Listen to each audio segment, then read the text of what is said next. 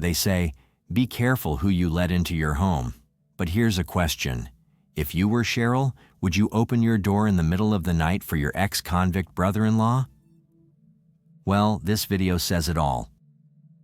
On the 22nd of July, 1977, Connecticut witnessed what was at the time its largest mass murder, a crime so horrifying that the state's Supreme Court described it as brutal and apparently motiveless.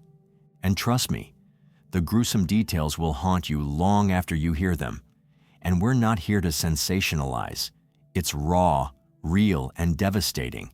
And just like always, we're peeling back the layers of this nightmare to uncover what really happened to the Baudouin family. Let's start by getting to know the family and their world. The Baudouin family lived in a small, tight-knit community on Cedar Hill Drive in Prospect, Connecticut. Back in 1977, this little town had a population of just over 6,500 people. It was the kind of place where neighbors knew each other, and the charm of rural life created a sense of peace and safety. This close-knit vibe might seem like a small detail, but trust me, it plays a key role in what unfolded later. Now, let's talk about the Baudouin household because it wasn't just your typical family. There were 10 people living under one roof. At the head of the family was Frederick Baudouin, the father, and Cheryl, the mother, who was only 29 at the time. Together, they had 7 children ranging from toddlers to preteens. The eldest, 12-year-old Frederick Jr., was followed by 10-year-old Sharon Lee, 9-year-old Deborah Ann, 8-year-old Paul, 6-year-old Roderick, 5-year-old Holly Lynn, and 4-year-old Mary Lou. If that wasn't enough, their 6-year-old niece, Jennifer Santoro, also lived with them. With so many young lives in the mix, their home must have been a lively and chaotic place, full of the everyday ups and downs of a big family. And as you can imagine, the Baudouin family had a pretty lively and fun time together, and that was definitely true on the night of Thursday, July 21st, 1977. The 8 kids were enjoying themselves, swimming and playing around in their neighbor's pool in Prospect, Connecticut. The air was filled with laughter, splashes, and carefree moments, just a typical summer evening. Now, life for the Baudouin family wasn't exactly about luxury, but they weren't struggling either. They had enough to get by and were grateful for what they had. Despite not being wealthy, they created a warm, loving home that radiated happiness. On that particular night, Cheryl, the mom, was keeping an eye on the kids while they were having a blast at the pool. Meanwhile, Frederick Baudouin, the father, was working his 3rd shift at the Pratt & Whitney factory, trying to provide for his family. But then, things took an unexpected turn when a man showed up at the pool. Now, this man was no stranger. In fact, the kids were thrilled to see him. The neighbor recalled how they all rushed over to greet him, showering him with hugs and kisses.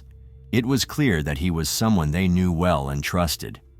After a little while, the kids wrapped up their fun in the pool and went home with this man, while the neighbor went inside, and the evening continued as it would for any other family. But little did anyone know, this night would soon take a dark and tragic turn that would change everything forever. Around 4:15 in the morning, the quiet of the early hours was shattered when neighbors started to smell smoke. At first, they thought it might be someone burning leaves or trash. But then they heard something far more alarming, screams coming from the Baudouin house. That's when they realized something was seriously wrong and quickly called 911 to report the fire.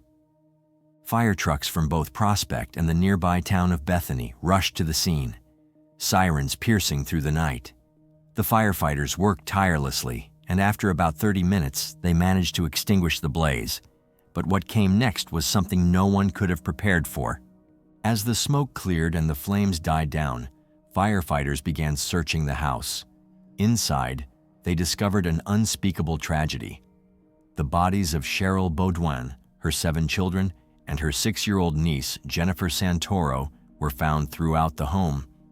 Each one had been brutally killed before the fire. Cheryl's charred body was found on the kitchen floor. 3 of the children were discovered in one bedroom, while 2 more were in another. One child was found in the master bedroom, and 2 more were located in the bathroom. The scene was nothing short of horrifying.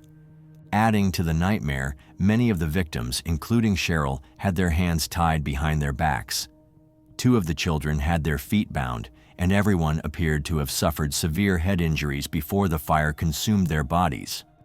It was a crime of unimaginable cruelty, and the sheer brutality shocked even the most experienced investigators.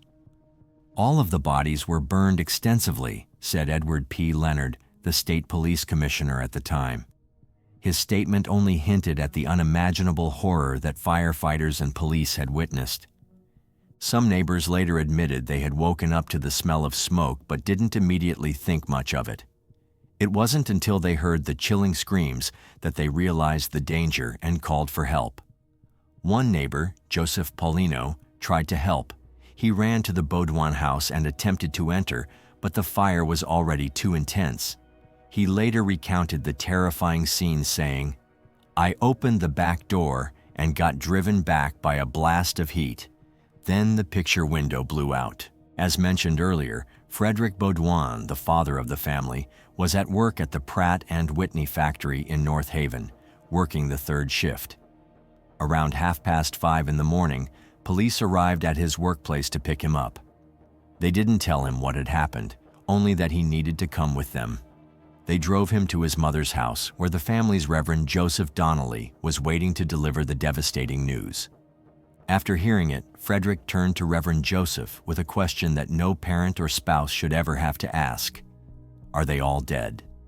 Joseph's somber response confirmed his worst fears. Everything Frederick held dear, his wife, his children, his entire family, was gone in one horrifying night. Shattered by grief, he reportedly said through tears, "There's only one thing, to see the bastard pay." But while Frederick was dealing with this unimaginable loss, investigators were already working tirelessly to find answers. They set up a command post at Prospect Town Hall and began stopping every car traveling along Route 68. They were determined to leave no stone unturned. Additionally, back at the Baudouin home, police continued their investigation. That's when they noticed something strange. All the doors and windows were locked. This raised an alarming question. How could the killer have escaped if everything was locked from the inside? It pointed to the chilling possibility that whoever committed the crime was already inside the house, or somehow locked the doors behind them. Naturally, the investigators started talking to neighbors. That's when they learned about a man named Lorne Acquin, the very same man who visited while the kids were enjoying their time at the neighbor's pool. But that wasn't all. The neighbors said they saw him again early Friday morning, sitting alone in a black sedan parked in a nearby church parking lot, about a mile from the house. This information raised red flags for the investigators. Who was this man? And why was he hanging around the house before and after the tragedy? The neighbors filled in more details about Lorne's connection to the Baudouin family. As it turns out, he wasn't just some random figure on the periphery of their lives. For about 2 years, he had actually lived in their basement. Then, out of the blue, he left, vanished from their lives. But just as abruptly as he had disappeared, he reappeared on that fateful Thursday night, the same night the Baudouin kids had been swimming at the neighbor's pool. By the way, I post true crime and new cases here every week, so if that sounds like your kind of thing, please consider subscribing. It helps a lot. Meanwhile, investigators couldn't afford to overlook anyone, not even Frederick, the grieving father. In the early stages of any investigation, the people closest to the victims are often scrutinized. So when officers asked Frederick for permission to search his truck, he didn't hesitate. He had nothing to hide. The search came up clean. No evidence, no suspicious items. But it was a necessary step in ruling him out. By the time the investigation hit the 24-hour mark, it was already a whirlwind of activity. Police weren't wasting a second. They had set up roadblocks, spoken to neighbors, and interviewed over 100 witnesses, including both Frederick and Lorne. Every detail was critical, and no piece of information was too small to be considered. However, when officers ran Lorne Acquin's name through their system, what they uncovered was far more troubling than anything they had heard from the neighbors. This wasn't just a man with a few minor run-ins with the law. His criminal record revealed a pattern that painted him as someone with a dangerous, unpredictable streak. In April of 1974, Lorne was sentenced to prison for larceny. He served less than a year before being released in February of 1975, but freedom didn't suit him for long. By March of 1976, he was back behind bars after attempting to escape custody, a desperate and reckless act that hinted at his bold, unrestrained nature. After serving time for that charge, he was paroled in September of 1976. Now here's the part that truly raised red flags. When the tragedy at the Baudouin house happened, Lorne had only been out of prison for 7 months. 7 months. That's hardly enough time to rebuild a stable life, let alone prove himself as a changed man. And yet, here he was, connected to the scene of one of the most devastating crimes the community had ever witnessed. For investigators, the timing and circumstances surrounding Lorne's reappearance were impossible to ignore. His criminal past, combined with his strange behavior in the days leading up to the tragedy, created a picture that was hard to dismiss. Why had he returned to the Baudouin home after being gone for so long? Why was he spotted sitting in a black sedan in a nearby church parking lot the morning after the fire? To make matters even more intense, investigators uncovered a shocking twist. Lorne wasn't just some random person with a criminal past. He was actually Frederick's foster brother. Talk about a wild turn of events. On the morning of July 22nd at around 9:30 a.m., investigators went over to Lorne's apartment, asking him to come in for questioning. To everyone's surprise, he agreed without hesitation. He calmly went with them to the police station, but what happened next took everyone off guard. Lorne didn't just answer questions, he laid it all out. He was ready to confess. And he didn't just give some vague or wishy-washy response. Instead, he gave a chilling, detailed account of the crime that sent shivers down everyone's spine. He admitted to attacking his sister-in-law and the children. To make sure they were on the right track, police didn't just stop at one round of questioning. They asked him the same questions 3 different times, and each time, his story stayed exactly the same. Even when they brought in his psychiatrist to talk to him, Lorne didn't back off from his confession. At this point, it was clear as day. Lorne was the one responsible. He was arrested and charged with 9 counts of murder and 1 count of arson. But the investigators weren't taking any chances. They made him write up a full confession, a 7-page document that spelled out every detail of what had happened. The facts were so specific and accurate that no one else could have known them, certainly not from the news or outside sources. It was all from Lorne himself. But that's not where the story ended. Later that day, on July 23rd, investigators found even more damning evidence. A trash bag filled with bloody clothes was found near Lorne's driveway, and even more chilling, bloody shoes and socks were discovered in the trunk of his car, the very same car that people had seen him parked in at the church the night of the crime. All of this lined up perfectly with what Lorne had confessed. The evidence was stacking up like a mountain, pointing directly at him. But if you'd think that at this time the case was closed and Lorne is locked up for good, well, not quite. Things were about to take another unexpected turn. Even though everything seemed to be going in the direction of a quick conviction, Lorne's defense team wasn't ready to throw in the towel just yet. They were still looking for ways to create doubt, to turn the tide in their favor. While the evidence against him was stacking up, his confession, the bloody clothes, the witnesses, his lawyer was fighting tooth and nail to poke holes in the prosecution's case. John R. Williams wasn't going to let it slide without putting up a serious challenge.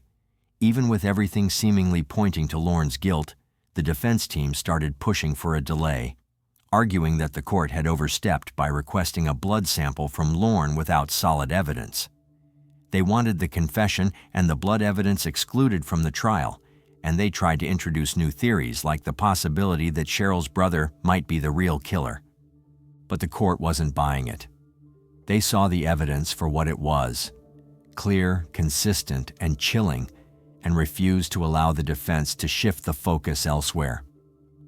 The trial continued as planned, and when the jury was finally sworn in on July 16, 1979, it felt like the final chapter was getting closer. Then came the day everyone had been waiting for, the public reveal of Lorne's confession. And let me tell you, it didn't disappoint. It was a detailed, gruesome account of everything he had done. Lorne confessed to killing Cheryl, her children, and others, describing each moment with cold precision. He even talked about how he went to the house in the evening to pick raspberries with the kids before the violence began. It was hard to believe, but Lorne's story didn't end there. According to him, after leaving the house around 8:30 p.m., he came back in the early hours of the morning, around 2 or 3 a.m., slipping inside through the unlocked basement door.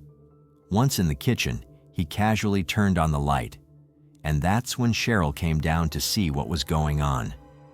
According to Lorne, she didn't seem too surprised to see him, and when he asked to grab some tools from the basement to fix his car, she let him go without a second thought. But things quickly took a deadly turn. After getting the lug wrench, Lorne came back upstairs and asked Cheryl for a beer. She didn't think anything was off about it. After all, he was family, right? But the moment she turned her back to get the beer, Lorne hit her over the head with the lug wrench. And that wasn't the end of it. He kept swinging, hitting her over and over again without hesitation. The worst part? Lorne claimed Cheryl didn't make a sound. She didn't scream, didn't cry for help. I can't even imagine what was going through her mind at that moment. Was she trying to stay quiet so she wouldn't alert her children? Was she hoping to survive this attack without drawing attention? Unfortunately, it didn't work. One of the kids heard the noise and rushed to the kitchen, only to be struck by Lorne with the same wrench. From there, he went on to attack the other children, using the wrench and a tire iron. But when he heard Cheryl moaning in the kitchen, meaning she was still alive despite the brutal blows, he went back and started stabbing her. Lorne later confessed to the police that he tied up some of the children with string and then tragically assaulted 10-year-old Sharon before killing her. Just think about the horror this poor child experienced. Beaten senseless and then assaulted at just 10 years old. After all of that, he drenched everyone, Cheryl and the children, in gasoline and set the entire house ablaze. However, when Lorne took the stand on September 5, 1979, his story took a complete turn. He denied everything he had confessed to. He said, "I didn't do any of that." He claimed that he only signed the confession because his psychiatrist told him it would be better for him. According to Lorne, the psychiatrist had said, "You'd be better off if you signed." Lorne also claimed that he repeatedly requested a lawyer during his interrogation, expressing his desire to speak with one over and over. However, the police repeatedly denied his requests, insisting that they already knew he was guilty. They urged him to simply confess, convincing him that it would be better for him if he did.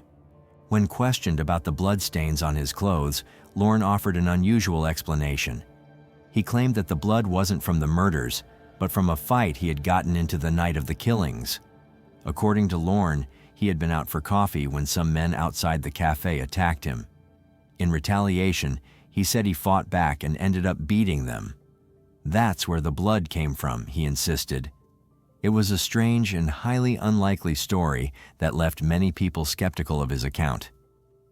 The situation took an even more bizarre turn when Lorne described his reaction upon learning about the murders. He stated that when the police first informed him about the killings, he was so enraged that he punched a wall in the police barracks. He claimed that in his anger, he warned the state trooper, telling him that they better catch the killers before he did. Now, during the trial, the prosecutors introduced a photo of the 7 murdered children showing their innocent faces, which had never been seen by the jury before. This photograph led Lorne's lawyer to argue for a mistrial, suggesting that the emotional impact of the image could unfairly influence the jury's opinion. However, the judge dismissed the motion, and the trial continued without interruption. As the case progressed, certain pieces of evidence seemed to lend some credibility to Lorne's version of events. For instance, the way he reacted when first informed of the murders mirrored exactly what he had claimed in his confession. This alignment raised questions about whether he had actually committed the crimes or if he had been coerced into admitting to them.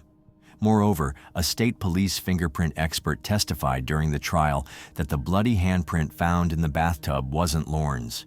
In fact, the handprint on one of the door jambs didn't match his either. This revelation raised further doubts about his involvement, particularly since the prints didn't match any of the victims, or even Frederick, the father. There was also the matter of a prior interview with Lorne, conducted in October of 1977 by reporter Lincoln Milstein from the local newspaper, The Current. This interview, which had been kept under wraps until the confession was released, revealed even more contradictions. Lorne admitted to Milstein that he had no recollection of the killings. The only things he remembered were vague snippets: talking to Cheryl, seeing bodies and blood everywhere, and the house being on fire. He claimed that he had been so frightened and confused by what had happened that he didn't remember the events clearly. However, things took a turn in October 1977 when Lorne was transferred to a state mental hospital in Middleton for security reasons, and a few weeks later, he was officially committed. A psychiatrist testified that he might be suffering from schizophrenia or epilepsy, raising doubts about his mental state at the time of the confession. With this in mind, some argued that his statements were unreliable, and this further questioned his accountability for the crimes. Fast forward to October 1979, the jury deliberated for hours over the course of 3 days before finding Lorne guilty on all counts of murder. They did not charge him with SA, despite speculation that he might have been driven to kill after feeling ashamed of allegedly molesting one or more of the Baudouin girls. Chief Assistant State's Attorney Walter Scanlon suggested this could have been the motive, although it was never definitively proven. The state tried to get the maximum possible prison sentence of 245 years, which is 25 years for each murder and 20 years for arson, but Judge Walter Pickett sentenced Lorne to 105 years to life in prison, with the possibility of parole after 50 or 55 years. The decision was made, but it didn't take long before Lorne's attorney filed an appeal. So quickly, in fact, that it seemed as though the appeal had been pre-written and ready to go. However, the court denied his appeal, and Lorne was sent to prison. Over the years, Lorne continued to fight his conviction, filing petitions for a habeas corpus trial.